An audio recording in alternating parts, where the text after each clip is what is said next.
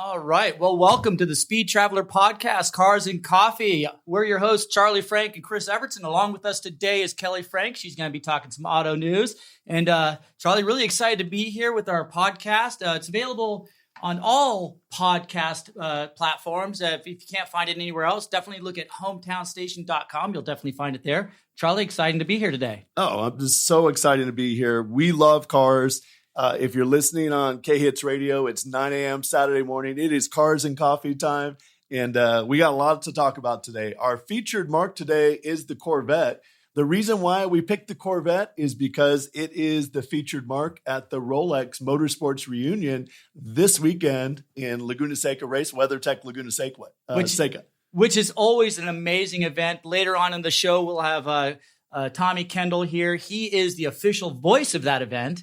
And so that's going to be really exciting. Yeah, actually, Tommy is the official voice of the Concours d'Elegance at the Pebble Beach, which is the 72nd annual Concours d'Elegance at Pebble Beach. So he's the official voice of that. He's doing a 5-hour show Sunday live. You can tune in and check that out. Tommy will tell you all about it a little later. Also, Tommy, not only is he a good friend of ours, but he has won 4 SCCA Trans Am championships. In 1 year, he almost won every race, but we'll get into that a little later. Yeah, he was pulling the Red Bull dominance that year. It was pretty impressive, really exciting to watch. I remember it very, very well, and he's got some great stories about that. But Charlie, I guess we should talk a little bit about ourselves. I mean, you and I have known each other a long, long time. We started the Speed Traveler a few years back with really an emphasis starting with the Long Beach Grand Prix, and we're old-time race car drivers. We've been huge fanatics of motorsports and cars. I mean, my fanaticism comes from my mom, who was just, and it's funny, my mom was an absolute gearhead. My dad just wanted to go in the mountains, go skiing. So it's kind of a juxtaposition there. That's how it kind of started for me, right, in a sense. And for you, it was Ralph. Uncle Ralph. It was Uncle Ralph, who is a featured guest here and there on the show. It's kind of a reoccurring character. Just like Kelly Frank, but Uncle Ralph took us to our first race when we were 3 years old. That's how long Chris and I have known each other. Riverside Raceway. He was 16. We were 3. It was great to have a 13-year-old brother. And, I want to add to that because the car that I remember was the Rich Sloma racing Corvette. Exactly. And that highlights today's featured marque. Exactly. So way to bring it back. But no, we've had a lot of fun, and we started the Speed Traveler as a platform for us to put some of our favorite race cars that we review, some of our favorite classic cars, and some of our favorite roads. So you can check out, if you go to YouTube, you can check out the Speed Traveler there, our channel. Also, if you go to Instagram, it's the Speed Traveler. And you can go to our website, which is thespeedtraveler.com. Very underutilized website. Yes. Does anyone use websites anymore? I mean, it's all Instagram. It's all TikTok. I mean, Thread was making a play, and now it's not. I think that's we'll have to talk to Kelly about Thread. But, honestly, why don't we jump right into it? We're going to have, we're going to actually have Kelly Frank talk to us a little bit about some motorsports news, automotive news, if Kelly's kind of ready for that. She's like, let me turn on my computer. Yeah. There she is. Kelly Frank, it's so great to have you here today. Hi. Oh my goodness. I'm actually really excited about this because I feel like we got to get some more girls in here. And so, I don't know, I'm good to tell you guys about some new Corvette things that I found out. I found out that the inaugural hybrid model has just come out. It's priced between $104,000 to $111,000. It comes with a higher cost compared to the Z06. Despite this, the E-Ray only adds 231 pounds to its weight, making it the heaviest Corvette yet. It boasts an unprecedented acceleration of 0 to 60 in just 2.5 seconds, thanks to its remarkable 655 horsepower and 595 pounds of of torque. Lots of words, guys. And what do you think? I don't know how you feel about a hybrid Corvette. You know, I mean, I'm on the fence on it. It sounds like, Kelly, it's the fastest Corvette ever yet, 0 to 60 in 2.5. Crazy. But what do you think? Well, for me, you know, I appreciate the hybrid technology. I mean, I'm an old gearhead. The batteries are kind of neat, but I have some different opinions about that. I won't get into that. I don't want to cause a controversy in the first 10 minutes of the show. Right, exactly. I'm actually excited about the hybrid technology. I think that's really the best place that cars can become more green, if you will. You know, and honestly, Kelly, only adding 250 pounds of weight. When you look at all the other cars, like the Ford Mustang, the Mach-E, that thing just exploded in weight. It's a tank, you know, not an interesting car. Don't get me wrong, you know, but I'm really excited to see what becomes of the Corvette and the hybrid technology that they're going to utilize. I'm excited about it. I'm excited about it. And you know what's cool about it is it's really the first all-wheel drive Corvette. It's also going to be the first front-wheel drive Corvette because you can use the electric motors in the front drives the front axles. The traditional motor, mid-engine mounted motor drives the rear axle. So this is the first Corvette ever where you can actually put it into E mode and drive front wheel drive. So it's kind of cool. That's kind of weird. It's really interesting. And, you know, to that front wheel drive, I'm not certain if this is accurate, but in the Formula E races, the ones that the Formula One is running, which they're all electric cars, I learned that the only brakes, other than the engine brake is on the rear, but the front is the only foot pedal brake. It only has braking on the front, which is kind of interesting. I learned that for the first time this year. So I think it's kind of neat what Corvette's doing. And if you look at the history of Corvette, everything they've done with the marquee cars, I think the first one was 1953. Is that 53, correct? Yep. Basically modeled after off the Corvair chassis. And it's gone through so many iterations that it's super exciting. I mean, we have a car that we're going to talk about here in a little bit that's kind of planted dead center in the history of Corvettes, a 1978 Corvette, which is super cool. But yeah, I think I'm cool with it too. You know, there's a lot of purists that are not going to love this, but they also hated it when Corvette went from front engine to mid engine. Right. I think it's cool. It's all wheel drive. That's what's getting it down to 2.5 seconds. That all-wheel drive helps a lot. Right. The hybrid motor, the electric motor adds 160 horsepower and 125 pounds of torque. So that's helping it get to 0 to 60 that fast. But yeah, I think I'm with you. It doesn't require a plug-in. They don't want to go that far. You know, people would be jumping off cliffs. Yeah. We don't Corvette loyalists. Yeah. Dogs and cats sleeping together. Yeah. You know, but we're old dogs, crazy. Charlie, we're old dogs, you know, and I'm really kind of curious what Kelly thinks. I mean, as a young woman, you know, there's a big disparity between your age and gender, of course, and especially our age. We're just cranky old men. You're a beautiful young lady. What do you think about what's happening with the Corvette in particular and what the automotive industry is doing? Well, I think Corvette's just trying to be with the times, but I prefer the old time, no hybrid, just straight up engine. I miss that. There are too many Teslas on the road right now. Sorry, guys. There goes our Tesla sponsorship. Sorry. But I mean, we're talking to people that like cars and coffee. I don't think I'm going to be seeing a lot of electric cars there, you know? Yeah. And I hope that hopefully we can get some more of the good old regular cars back on the streets. Where we film or where we record the podcast is at KHTS Radio here in downtown Newhall. And there are a lot of cars and coffee shows here in Newhall. So I think you're right, Kelly. I think the guys that are tuning in, listening are not going to be super excited about it. But, you know, drop us a line at thespeedtraveler.com or on one of our social media sites and let us know what you think. Yeah, I mean, honestly, we want your opinions because, you know, like I said a moment ago, we're just some cranky old men out here behind a microphone. And, you know, we're more curious. I'm really curious to see what everyone else thinks. You know, everyone's going to have an opinion about every car. You know, that's what we all do. We all jump on our soapboxes. We happen to have microphones next to our soapboxes here. Right. So I really want to hear from you. Check us out on Instagram at hashtag the Speed Traveler. You can leave some comments there too. And we really encourage you to respond to our stupidity and our intelligence. And one thing before we wrap up on the new Corvette is, you know, a lot of loyalists really didn't love the fact that the new mid-engine Corvette's not available with a manual. Yes. And, the Corvette engineers wanted to keep up with the times, as Kelly was saying.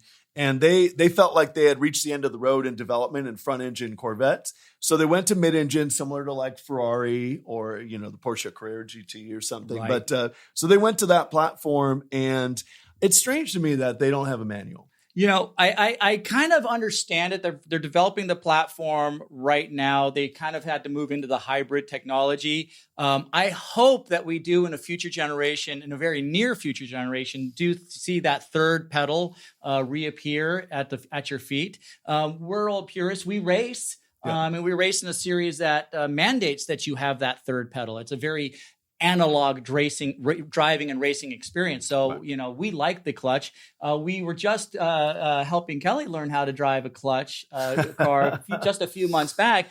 And it's amazing, you picked it up so quickly that I feel that this next generation, should learn how to actually drive their cars. It makes you a better driver. Oh, yeah. All the autonomy in cars nowadays, that you're basically hands-free, you're reading your newspaper and you're not paying attention. And these cars, as great as they are, they don't have the ability to react to what's happening to you and around you immediately. And if you're driving the car and paying attention, and I think a clutch really helps that. And I mean, Kelly, you had a lot of fun. I mean, we had a couple stalls, but you got it so quickly, and we're going to see you on the racetrack very, very soon. Well, hopefully. But also, I do have to say, I kind of get why they wouldn't make one with a manual, because honestly, it's hard to get my generation to even get their licenses. And Right, honestly, so like, true. I don't know who's going to be driving Wow. stick anymore. Like, I hope that we can get more people, because we need more people even on the road. Yeah, Like, look people at aren't even getting their licenses the anymore. unintended effect of Uber, right? Right. Yeah. Is that no one gets a license anymore. When, certainly our generation, is the day you turned 16 was the day you went to the DMV. And you're right. I noticed with the younger generation, they're not driving until they're 18 years old. Exactly. So if you can't get these people to drive, how are they going to drive manual, That's a good point. Yeah, All right. we won't speak to the level of and quality of drivers today. It's a All diminishing skill. Well, we hope you're enjoying your Saturday morning at Any Cars and Coffee. We're going to take a quick break, and we're going to come back with 4-time SCCA Trans Am champion Tommy Kendall. That's going to be exciting. All right, everyone. Welcome back to the Speed Traveler Road Show. It is available on your favorite podcast channel and on KHTS Radio 98.1 locally in the Santa Clarita Valley. We have our good friend on, Chris. It is 4-time SCCA Trans Am champion Tommy Kendall. Also the host of the 72nd, I think we're already on 72nd annual Pebble Beach Concours d'Elegance. And Tommy, welcome. Hey guys, how's it going? It's going great, Tommy. So great to have you on the show. And where are you right now? As we speak, I'm looking out of my room, which overlooks the 18th green at Pebble Beach. And so our stage for the live stream is literally probably 50 feet from my room, and they are building the hospitality decks right now. There's a zillion workers and tons of 4x6s. They just build them from scratch, and they'll disappear on Monday. Unbelievable. It sounds like just an amazing place to be right now. And we're just really happy that you can take a few moments to talk to us here today. Charlie, I know, we've known Tommy for a very, very long time. And Charlie, I know you've got a lot of questions that you want to kind of pull out. He's been frantically scribbling away with his pen over here. I do need to get my Wikipedia, Tommy Kendall Wikipedia page and open right now. But first off, tell us where you're going to be broadcasting. Is it, I think you said it was pebblebeachconcours.net. And where can people see the broadcast? Where can they hear the broadcast this coming Sunday? Well, an easier way to do it, to make it simple, is go to the Pebble Beach YouTube page. It'll be broadcast live there. You can also get it through pebblebeachconcours.net, but easiest would be just go to Pebble Beach YouTube. And, my partners at Torque Media is Justin Bell is my co-host, and then Jason Jacobson is the production genius behind it. We've got a big group of guys. We've got the big TV truck from NASCAR Productions, actually, or American Flat Track. And it's turned from a little group into a big production. And we're also busy on Saturday doing the live stream from Casa Ferrari across the street. There's a global reveal. I'm not supposed to say what it is in case that isn't, but there's a global reveal that's going to happen on that live stream, and that's on the official Ferrari YouTube page. So a lot going on, and we're just one piece of Car Week, or a couple pieces. Very cool. Very cool. Is El Gallo going to be on display? I mean, that's a vehicle that really is. For those of you who don't know, Tommy's got a car. If you live in the Santa Monica or West LA area, that I think it's an old, he'll tell us more about it, but it was made into a chicken. It's got a chicken head on it and a chicken tail. And it's amazing how famous that car is. I mean, you mentioned the chicken car in LA and everyone has seen it or heard of it. It has become a Santa Monica icon. You know, I've owned it since 1997, so over 25 years, and it followed me around. You could tell where I lived for the longest time. It finally it roosts indoors for the first time. It lived at the Fairmont Hotel for about 5 years. It lived a very interesting life, the most interesting chicken on earth. No It is doubt. not here. I do harbor dreams of seeing it on the lawn of a major concourse somewhere. I'm not giving up hope, and that's the kind of thing that you can always hold out hope, because no one can say it didn't happen, because there's always the future.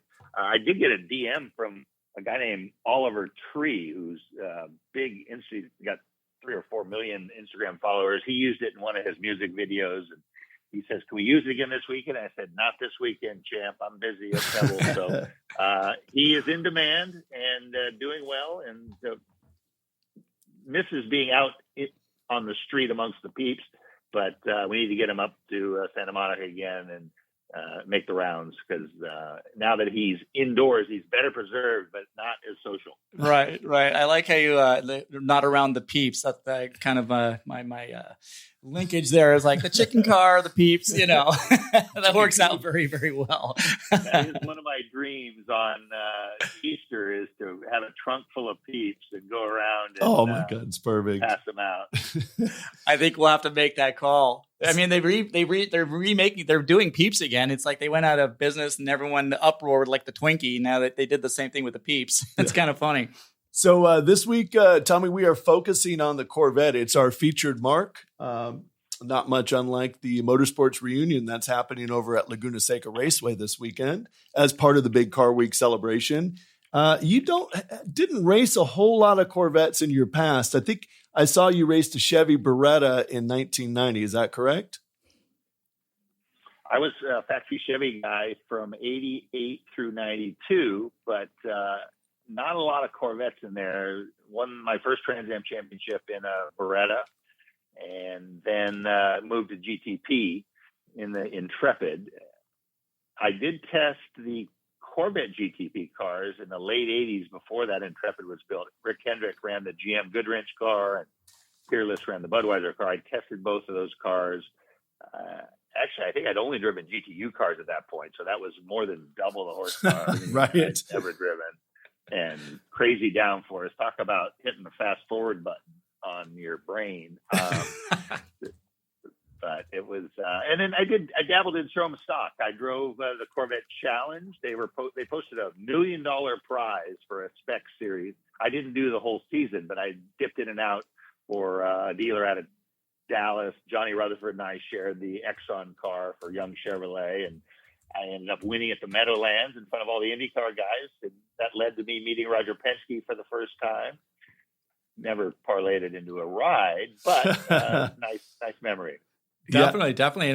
I think Chris and I we were in the S's. I don't know if I'm sure you recall. I think it was 1986 at Riverside Raceway.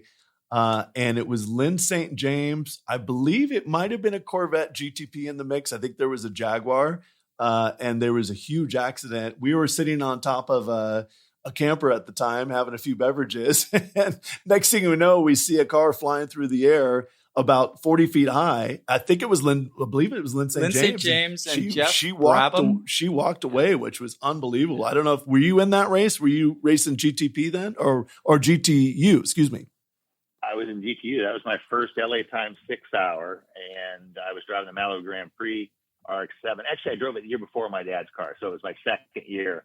And they touched in turn one, and it was one of the most hellacious crashes you'd ever seen. And this is before the carbon survival cells. The Ford Probe that she was in was carbon, and probably a good thing. All the other cars were aluminum.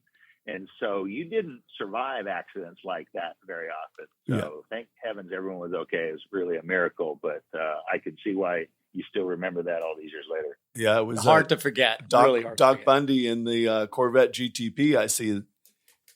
But so that give us any more insight on what you're doing. I guess my question to you is, have you ever done the motorsports reunion at WeatherTech Laguna Seca? And, it doesn't have to be in a Corvette. I believe I saw you there about 10 or 15 years ago. Is that correct? Well, I the only time I drove in it was in that Malibu Grand Prix RX-7, a car I was driving in that race in '86 Riverside. I've owned it. When I signed with Chevrolet, Clayton Cunningham ended up selling it to my dad, and then my dad loaned it back to him so my older brother could drive it. And so when I graduated from UCLA, my dad gave me that car. All my brothers got brand new road cars, and I'm like, Dad, you're giving me a totally clapped out RX-7, which is only a little bit of the story because it's the winningest car in IMSA history. 5 GTU championships. It's an iconic Gen 1 RX-7, and I took that to the reunion, I want to say in 18 or 19 is the only time I've driven. I went with my dad way back in the day and watched him drive in the 80s. But the only time I've driven there was, I think it was 18. Yeah, it's pretty. And you brought up the GTU car, the Mazda, and part of the Speed Traveler is we talk about classic cars. We give our suggestions on cars that are undervalued right now that are coming up later, and it also covers race cars. I mean, race cars have kind of gone crazy, but do you know where that Malibu Grand Prix Mazda went? I still own it. It's in the basement of Mazda headquarters right now in Irvine. And I did get a call that they're running out of space, and I'm going to have to probably find a spot for it. But yeah, it's as it drove its last race. I showed it at Amelia Island. I guess that was probably 17. And might be my first and last time showing until El Gallo hits the lawn. Nice. Well, Tommy, we're going to get into some open wheel racing news in a few moments. And you had a year, I think it was 1997, where you kind of had that Max Verstappen Red Bull kind of year where I think you won like 11 out of 13 races that year. What was that like? How did that transpire? And how did you go from race to race, just with that kind of the burden of having to win or what was that like? Well, obviously it builds slowly because first it's 1, then it's 2, then it's 3. But once it gets going, when it got to 4, 5, we knew something was happening. And actually, while we're talking about that, I had 2 people reach out to me recently. Someone is messing with me on Wikipedia because if you go to the 97 Trans Am Wikipedia, it shows Mike Borkowski is winning all 13 races. So I don't know how to do that. Maybe someone can go back and spiff me out. I won the first 11. Borkowski broke the streak and won the last 2. But when it was happening, obviously it got a lot of attention. Trans Am isn't on par with IndyCar or NASCAR, but as that streak we started getting national attention in the USA Today, and the record for Trans Am was 8, which is Mark Donohue in the 60s. And so that's what we were really focused on. And I had to break his record. His streak ended at 8 when he couldn't win at Watkins Glen. So I had to win where he couldn't to take it to 9. It's also where I had my almost career-ending accident 6 years before at Watkins Glen. So there was a lot on that one weekend. We came through, won the 9th, and then eventually ran it to 11, which surpassed, I think, Max's just broke the one for, who is it? I'm drawing a blank. Well, I know Fangio won 9 F3 race, not Senna won 9 F3 races. Right. Albert Ascari, I think, won. I'm looking right now. I think you're correct. Verstappen is getting close to those. I think he's got the F1 record. Yeah, he just And surpassed Richard also Petty Michael won. Schumacher. Yeah, He's nowhere Richard near Petty won 10 stock car races. Yeah. No, so 11 is the mark for a Pro Series, to my knowledge. So records are made to be broken.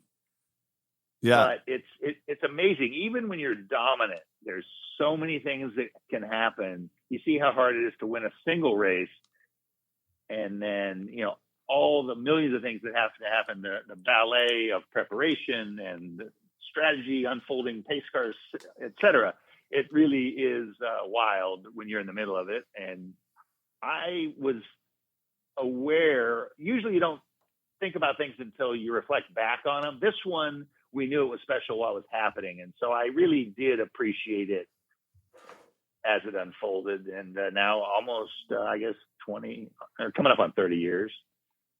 And Tommy, was Dan Binks with you at that time, or was it a different crew chief? Yeah, Dan Binks was my crew chief for my whole career. The RX-7, the Berettas, everywhere. Anytime I signed a new deal, after I met him in the Malibu car, right, the first thing I did was worked on getting him to move there. Yeah. And so I got him to move to Brighton, Michigan for the Beretta program. And then he moved to the GTP with me. And then he moved to Roush with me. And then when I retired, he just kept on winning. Then he was Mr. Corvette for, exactly. I don't know, was it 6 Le Mans? Yeah, and that's why I brought him up, because he, had a storied career with the Corvette brand after that at Le Mans. Won, as you said, I think it's 6 in a row. Really quite incredible. Yeah, the Binks family has been heavily involved in the motorsports world for a long, long time. His wife Marge his mom. His mom was the director, president of SCCA. And they also ran the Riverside Raceway track and the Carlsbad Raceway. Unfortunately, 2 tracks that no longer exist. You have a good story from Carlsbad, I think it was. Yeah, well, we just Marge Binks was a good friend. And she also was the one that kept us in line when we were 18 years old, 18 and driving Formula Fords at Riverside and Carlsbad. She was kind of like the mom of the group. She loved us, but she kept us in line. But no, the Binks family is a great, great family. And I'm glad that you and Dan had so much success together, Tommy. Well, if you're at the reunion this weekend, he has been working to restore the Mobil 1 Protofab, or not Mobil 1, Protofab, not Polyvoltaic. Corvette, the V6, same engine as the turbo Goodwrench GTP car. And with today's modern technology, I want to say it's 1,200 horsepower. Oh. And I think, last I heard, Greg Pickett was going to drive it this weekend at the reunion. Oh, that's great. Yeah, that is very cool.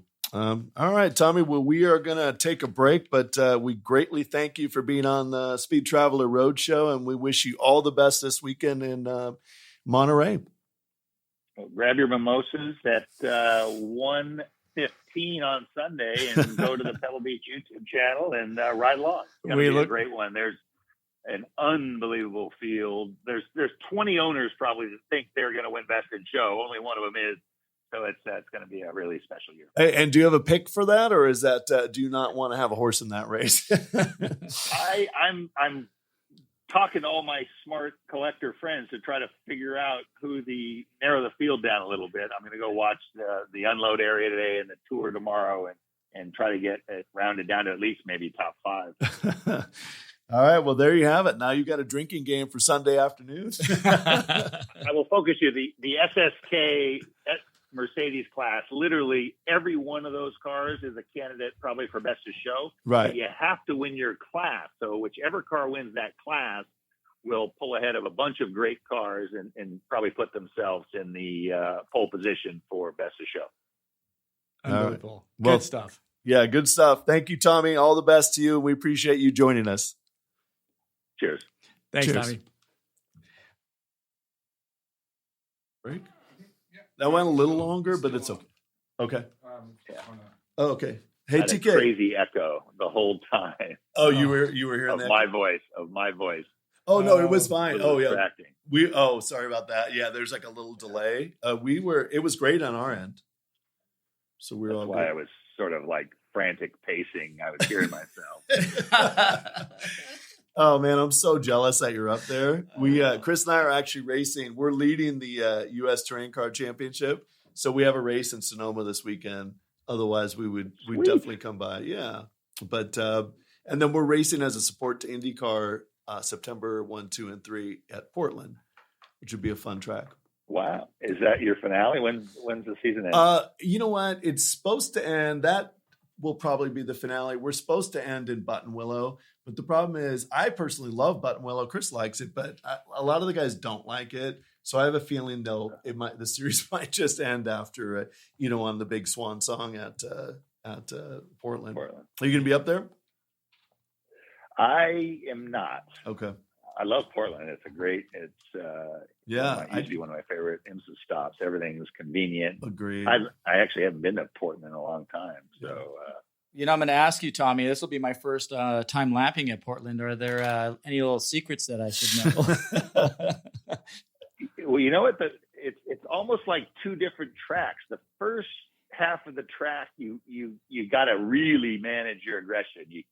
The tendency is to overdrive the first half of the track. The second half of the track, that fast part coming off the back straightaway, you actually have to attack more.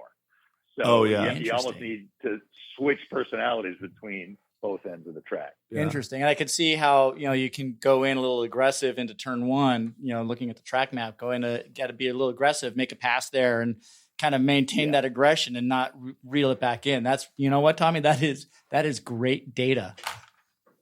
That is great data. Yeah. Thank you for that one. I mean, the chicane, you do have to be aggressive. You can be too aggressive. Obviously, we've seen all the crashes, but right. The old track, the old turn one, all the way through the rhythm section there, you have to manage the aggression there. Nice. Yeah. Through that part. Okay. Yeah. That's the part where if you can easily overdrive because you're all charged up and you got these long entries and sweeping stuff. You got to be careful to not overdrive. Good to know. Again, that is just good insider information. Charlie's driven the track, so he definitely has an advantage on me in that respect. And that's and managing aggression is something I need to work on.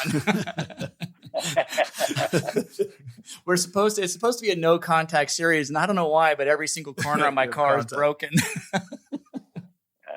There you go. All right, man. Well, 3, 2, 1, breathe. Yeah, right. Well, thanks, TK. We appreciate it. All right. We'll talk to you soon. Thanks, man. Cheers. Bye.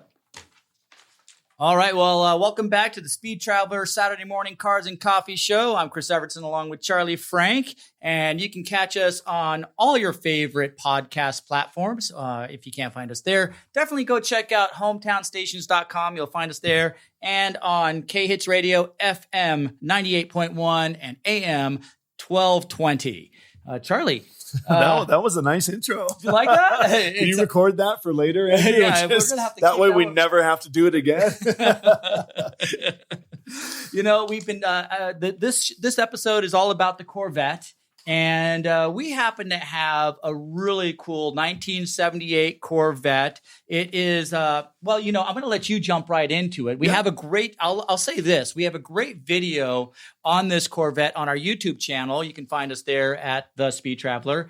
But Charlie, I mean, this is one that's kind of near and dear to our hearts. It's one of our favorite cars in the world, the Corvette. Yeah, right. It's of an era that it goes back and forth. People either like it or they hate the body style. It's like it's very polarizing. Yeah. But this is a storied Corvette. I think so. You know what? It's funny with Corvette guys. There's a lot of Corvette guys out here. We're in the Newhall, Santa Clarita area, and there's a Cars and Coffee right over at the old Kmart building. And those guys are great. They get together on Saturday mornings at, I believe it's 7 a.m. Because I've been over there about rolling in about 8:15 with blurry eyes, and people are already leaving. So we'll get you more info on that before we sign off today. But there's a big Corvette contingency there, and it is kind of funny because like the older C2 guys want nothing to do with like a C3 Corvette. Right. And even some of the older guys that have, and people that enjoy the more bigger horsepower 427s and 454 early model C3s, it is funny how they kind of look down their nose a little bit at the later 78, 79, and those years. But we were 12 years old in 1978. And we would go to Riverside Raceway with Uncle Ralph, who's one of our guest hosts. We would go to Riverside Raceway, Laguna Seca, Sonoma, and we would cheer on the Corvettes like there was no tomorrow. I mean, there was, of course, that was in the era of the Porsche 934 and Porsche 935. But the Corvettes were our absolute favorite. So it was very cool when we were able to find the 1978 Corvette Indy Pace Car Edition. And that's what kind of makes it unique. This is the actual Corvette that was the pace car that led the start of that year's IndyCar race. Yeah. So this is a very special car. It was very hard to find. And what makes it additionally unique, they made about 6,500 of them. And as Chris was saying, you could go to our YouTube channel, The Speed Traveler, and we've got a 10-minute video on the Corvette. We've got all sorts of crazy videos there. So we hope you do check it out. But what's cool about this car is it is the L82 model. So it had the bigger motor, the higher output motor. It wasn't bigger, it was just higher output. And also it had this one has the manual. So, the manual, I've heard there's only 200 of these, 205 in the world of the 6,500 commemorative Indy Pace Car Corvettes they built. So it's really special to have the one with the higher horsepower and the manual. We probably should have asked. We just had a 4-time Trans Am champion, Tommy Kendall, on. We probably should have asked him how rare exactly this car is. Have him ask someone at the Concours d'Elegance. Right. It's one of those cars that it's in the kind of condition we drive it. Yeah. We use the car, but we maintain it incredibly well, and it's stored incredibly well. And you'd think with a lot of fiberglass like that it might degrade and rot, and the car is just not only is it a lot of fun to drive, right? Not only does it draw a lot of eyeballs, but it's in incredible condition. Yeah, it really is incredible. We tracked it down. It was older gentleman had it in a barn in Wisconsin. Barn finds. It was barn fresh. They do exist. It's not all fabricated storytelling. Barn finds do exist. But we pay a lot more than barn find pricing because it only has 5,500 miles on it, and it's like a time machine. The interior is absolutely spotless. It's beautiful, but. It brings me to a point, Chris. A lot of people ask us. We bought and sold a ton of cars with Ralph from HollywoodShowCars.com. We've bought and sold a lot of cars with him. And a lot of times people that are getting into collecting, they're like, okay, where do you find the cars? What do you do? Because I think all of us have made the mistake. The first few cars we paid like top dollar. Yeah, the passion buy. Exactly. Never buy with passion. Be passionate, right. But don't buy with passion. Right. So a lot of people ask. I'd say first off, since we're focusing on the Corvette this week, that is sort of an undervalued. The late C3 models, they don't have quite as much horsepower as the earlier ones. Right. But they're also a lot more affordable. The 427, 454 Corvettes are going for a lot. Like the money. Original 68, 69 Stingray, like they're going for a lot. Like those are unattainable unless you've got a lot of money. Right. So our thought is that the later C3s are still really cool and they're not that expensive. No, they really aren't. When you cost it out in comparison to other cars, you're absolutely right. It's a much more cost-effective car to really jump into that classic car market. Agreed. So, I guess what we're saying is look for these cars. They are holding their value, but you can find good deals on them. And I feel if you keep them in good nick, they will continue to evolve in their financial value. Not only that, you're going to love just having this kind of car to drive around. I agree. That's exactly right. Like we've had cars that we had a Mercedes. Sorry to Mercedes fans out there. It was just this particular car was the 500 SEC. Yeah, 500 SEC, and it was it wasn't very fun to drive, but it was a cool car. It was totally cool. I loved everything about it, and I mean, it had it had the wide body wheels. I mean, the Trans Am style wheels, just talking to Tommy Kendall. And it was an eye catcher, and it was supposed to be part of a TV production at one point as well. Because of that Arrows 1983. Yep. And it's a super cool car, and you kind of enjoyed it. But then when you really drove the car, you didn't really get to drive the car. Whereas the 78 Corvette, you drive the car. You feel like a driver in the car, not a passenger. Agree. Yeah. And I think that, you could find the 78s. You don't have to have the Pace Car Edition. There's only 6,500 of those. That you would pay for a really good for one of those 6,500, the automatic version, you probably pay 25 grand in there. Right. The manual one, if you find one, low miles is going to be, a good premium of 35,000 to 40,000, more. But you can find the silver anniversary. 78 was the silver anniversary of Corvette. And they made a silver anniversary two-tone model with the manual. That's a great car, and you can find good ones of those for 15 grand. And before I get off the topic, I will let you talk in a second here. I got nothing to say. But I was just going to say the ways to find them is we used to go on Craigslist. It's always best to buy it from a private individual. No, never buy it from a dealer. If you can help it. If you can help it. I mean, if it's something you want and it is that passion buy and it's something you really, really want. There are car collectors and refinishers and that do a great job, but you are going to pay a premium for that. Yep. It is purely a passion investment. Yep. If you're looking at it as not only a passion investment, something that you really want, but you want to maybe downstream turn it into a little extra cash. This is one of those cars. Yeah, I agree. I think that, and a way to find it is finding the car is half the fun. Yes. So we used to just recently, Craigslist added a new segment if you go to cars and Craigslist, go to Los Angeles, Craigslist cars, and it on the left side, it says Los Angeles with a pull down menu. You can pull it down and pull up a map.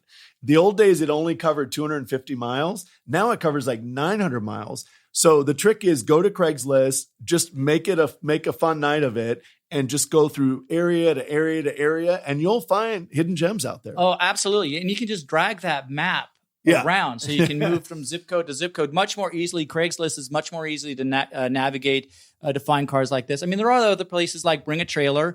And Bring a Trailer used to be a great place to buy. It still is a great place to find great cars.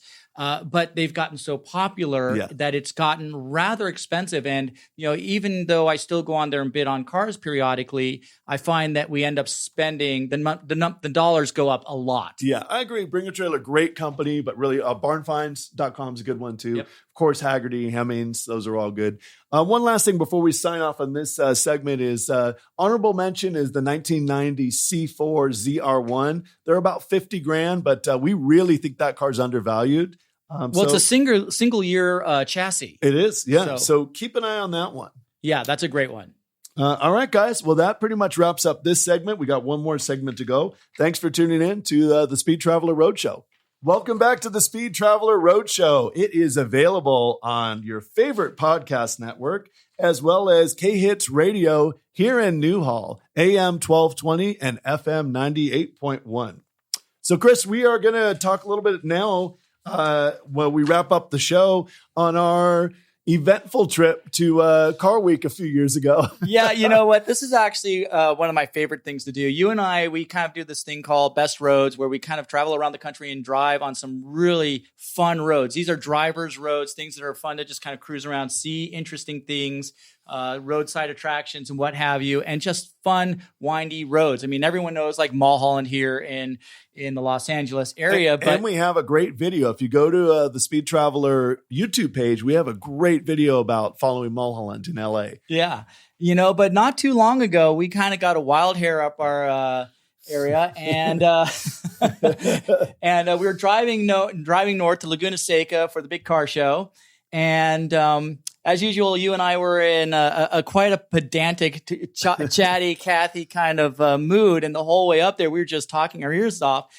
And we went right past our exit. I mean, right past. And we didn't miss it by much. We missed it by miles. It took us about 15 miles to figure out that we missed where we were supposed to turn. And we're making our way to Oregon, practically, it seemed like.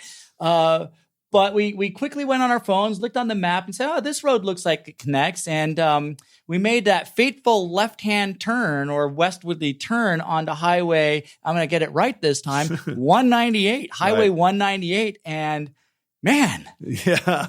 Was that fun? So those of you who don't know California too well, there is between Los Angeles and the Monterey area, you can take the 5 freeway or the 101. The 101's beautiful, but it takes forever. We took the 5 that day, and there's a road called Highway 46. And I will emphasize, we took Highway 5 to save time. Highway 46, where it merges with Highway 41, is a sad place. It's where James Dean lost his life. He was actually driving to Car Week to do a race. So a little bit of info. So we missed Highway 46, which is the way you're supposed to go. Got on Highway 198 and were rewarded with this amazing road winding through the mountains that nobody was on. It was spectacular. I mean, the pavement was perfect. You know, I feel like it may have been just recently paved at that time. And the turns it was rolling terrain through the hills up there. It was just scenic, you know, old barns, new buildings, open terrain. It was just absolutely gorgeous. I mean, it's a place where you might find, you know, I mean, they could film the show Yellowstone there, you know, Yeah, it's just, this wide open country and rolling terrain. It was beautiful. I will say this, however, with all those winding turns, the road markers were very difficult to see. Yeah, there basically were none. Right. So, you know, if you're starting to get kind of excited about some turns, there are some opportunities that could send you kind of sailing. Yeah. And we went, this was at 10 o'clock at night. Like you said, we got a wild hair up our butt and we decided to go to Car Week at the last minute with no reservations. Don't ever recommend that. And we retraced our steps another time during the day just to see how epic the road was. Right. So it's an epic road, but we had a lot of fun going over. But when we got to the other side, finally to the 101, I think it was near the town of Gonzales. Yeah, so we got over there, and then it started getting. Who would know in August it would start getting cold? Oh my goodness! It was freezing. The temperature dropped, and we'd been driving with the top down at this point. You know, we had a convertible, and we're convertibling, as my parents would say, and. You know, it got really, really cold. And instead of doing the logical thing of putting the top up, we were also a little tired. We need to say we were falling asleep. But at this point, it was 1 a.m. We were falling asleep. We needed the top down to stay awake. Right. That's true. And we wanted to try to, you know, use the cold air to keep us warm. And we, you know, like you said, we didn't really plan this trip. We had no reservations. We didn't pack anything. And, you know, we play a lot of volleyball. So I think we had some old beach volleyball. And I think we had some old socks because we just kind of pulled the shoes and socks off and threw them in the trunk. And it was so cold that we decided that, you know, socks make excellent substitute mittens. Yeah, it was. We rolled into Monterey Car Week at 2:30 in the morning with no reservations, wearing socks as mittens on our hands. It was maybe not the finest speed traveler moment. No, but the moral of the story there is be adventurous. Find, you know, just make that left-hand turn, you know, go explore. If you like driving, make that left-hand turn in Albuquerque, you know, pull the Bugs Bunny out and just get a little bit lost and enjoy yourselves. I mean, because I don't care where you are in this country, this amazing country of ours, there is a turnoff and that road is going to lead to something interesting. I mean, I keep finding there are roads that I've never heard of. Having driven up and down the California coastline all over this country, there are roads that are so cool throughout Southern California and all of California that you would never know are there. So I just say, you know, make that funky left-hand, right-hand turn, whatever it is, and go explore. Yeah. And normally at this point, we talk a little bit about F1. F1's on vacation for a month, so we're not really going to get too far into it. The story is Red Bull's winning everything.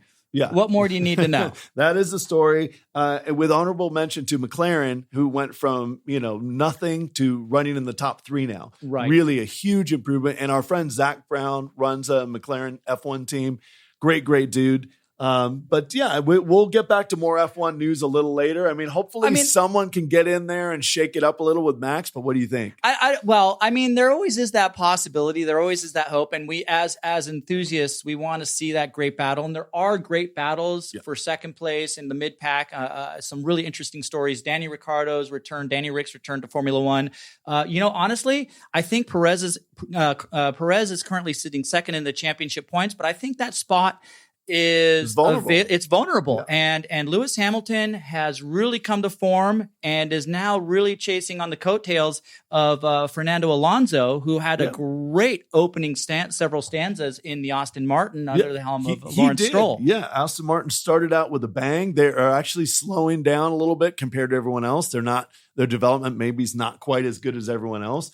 But I agree. It's going to be a great battle between McLaren, Mercedes, and Fernando Alonso. Yeah, and we should throw a little bit for just a moment out for the United States Open Wheel Racing in the IndyCar Series, which Alex Palou for Chip Ganassi Racing has pretty much maintained a very quiet but dominant season. And I think he's going to be very easily retain that championship with just 2 more races in the year. Joseph Newgarden, who really needed to have some good results, has actually struggled in the last couple races. And I think our bread is done. We better turn the oven off. Think the oven's off. But a couple wrap up things. Chris and I are actually racing in Sonoma this weekend, the U.S. Touring Car Championship. We're also racing in support. You mentioned IndyCar is a good lead in the U.S. Touring Car Championship. We're racing in support to those guys on September 1, 2. If you want to reach out to us through our social media channels. And what else, Chris? Yeah, thank you for tuning in. If you can always find us on all your favorite podcast networks. Of course, you can always look at hometownstations.com. You can find us there. And a big thank you for all the folks here at KHTS Radio. I mean, they have been phenomenal in hosting us and really, taking good care of us and making us sound good. Agree. We'll see you guys next week.